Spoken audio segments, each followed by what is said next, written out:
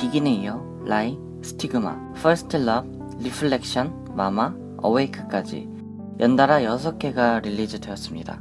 자, 그럼 차근차근 이야기해보죠. 라이부터 말입니다.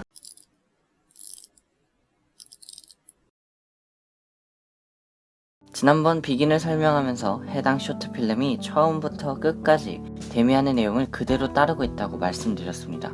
비긴은 데미안의 이야기를 표현하는 큰 틀이고 그 뒤에 나온 6개 쇼트 필름 모두가 비슷하게 데미안을 골자로 한 방탄소년단의 오리지널 이야기가 담겨 있었습니다. 그 안에 화양연화 시리즈에 담겨있던 내용들이 이어지는 것은 말 안 해도 아실 겁니다. 퓨마 광고가 자꾸 보이지 않나요? 저도 이거 하면서 자꾸 나오는데 스킵을 하지 않고 끝까지 보게 됩니다. 물론 멤버가 잘 나온 것도 있지만 중요한 것은 퓨마가 이번 티저들의 세계관을 공유하고 있다는 것입니다. 그것은 마지막 어웨이크에서 천천히 이야기해보도록 하죠. 꿈으로 상징되던 피아노와 친구의 구원을 통해 다시금 성숙하는 것, 소설 데미안처럼 동경하고 바라보는 것. 퓨마의 광고는 이번 쇼트 필름들의 프리퀄이라고 할 수 있겠습니다. 절대 퓨마의 협찬을 받거나 하진 않았습니다. 하지만 받을 수 있다면야 저희는 My parents' house made up one rhythm. This rhythm was familiar to me in almost every way. Mother and father, love and strictness, model behavior and school. 소설 데미안에서 싱클레어는 자신이 심리적 안정감을 느끼는 세계에 대해서 이렇게 표현했습니다. 이 질서 정연한 세계는 싱클레어, 지민을 억압하는 공간이기도 하면서 한편으로는 성숙한 어른이고 싶지만 가끔은 안정감을 찾기 위해 돌아가고 싶은 마음을 보여줍니다. 먼지 하나 없을 것 같은 하얗고 깔끔한 공간에 하얀 옷을 입고 있는 것이 마치 모든 것이 통제되어 있는 것 같아 보입니다. 하지만 사실 싱클레어가 동경하는 세계는 따로 있었죠.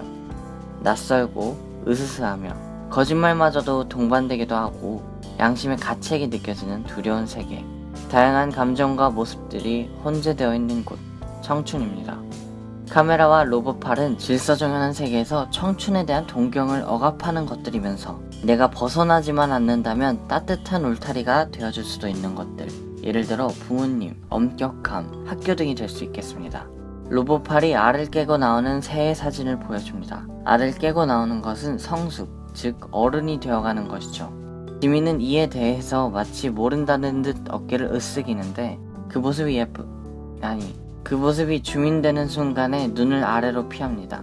지민은 여전히 청춘을 동경하고 있기 때문에 춤으로 대변되는 자유로움과 일탈을 들키고 싶지 않아 합니다.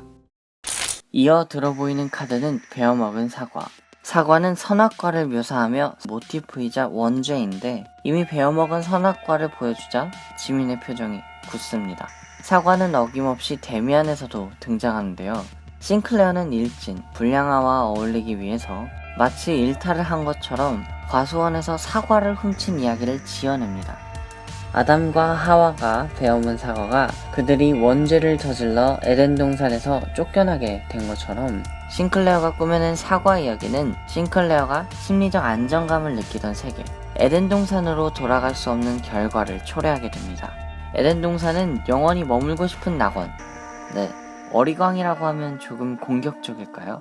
왜 우리는 모두 성숙하고 싶긴 하지만 싱클레어가 그랬던 것처럼 마음 한구석에는 언제든 돌아갈 따뜻한 품이 있다며 조금은 어리광 부리고 있지 않나요?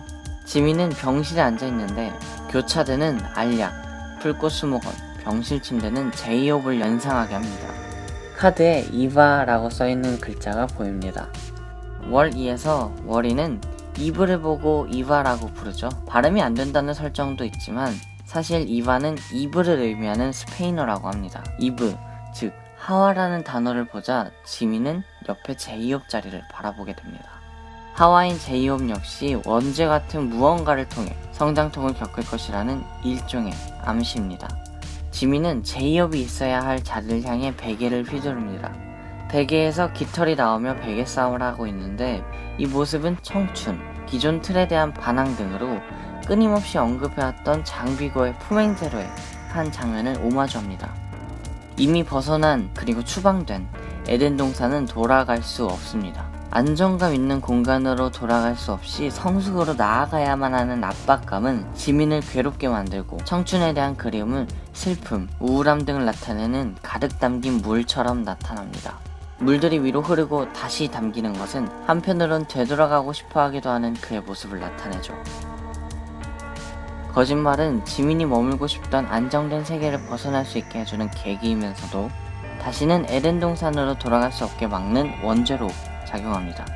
싱클레어가 사과를 훔쳤다면서 허풍을 일진에게 떨자 일진은 오히려 그 사과밭은 나의 것이라는 말과 함께 싱클레어를 도둑질했다고 비난하면서 심리적으로 압박합니다. 그리고 싱클레어는 한동안 정신착란까지 겪을 정도로 압박감에 휩싸이고 다시는 자신이 질서정연한 세계로 돌아갈 수 없을 거라는 생각을 하죠. 그래서 왜 나는 그런 거짓말을 했을까? 왜 나는 영웅행위처럼 자랑했을까? 라며 자책하기 시작합니다.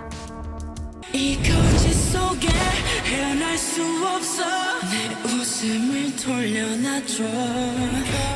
그 과정에서 사과는 다시 물속으로 잠겨 마치 없었던 일로 지우고 싶어하는 것처럼 보입니다. 하지만 이미 일어난 일은 지울 수 없습니다. 이미 원죄는 이루어졌고 그 원죄는 지민을 머물고 싶던 미성숙함과 청춘에서 차차 멀어지게 하겠죠. 지금 이 과정에서 겪는 것이 바로 성장통. 이전 필름에서 정국이 두려워했던 상처이기도 하죠.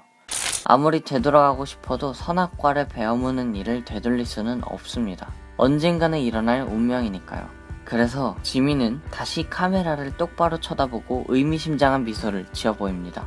지민이 괴로워했던 이유, 괴롭고 힘들어도 돌아갈 수 없고 나아가야만 하는 성숙의 과정의 냉혹함을 알려주는 가사가 보입니다.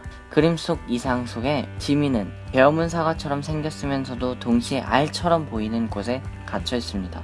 이제 사과를 베어문 원죄는 이루어졌으니 그 베어문 곳을 통해 알을 깨듯 날아가야 할 테죠. 그림 속 숲이 혹시나 많은 새들이 날아가던 그 숲은 아니었을까요? 이제 지민은 카메라를 그림으로 돌려 자신의 이상을 함께 바라보게 합니다. 이 공간은 벗어날 테지만 자신이 성숙해가는 과정을 따뜻하게 바라봐주길 바라면서요.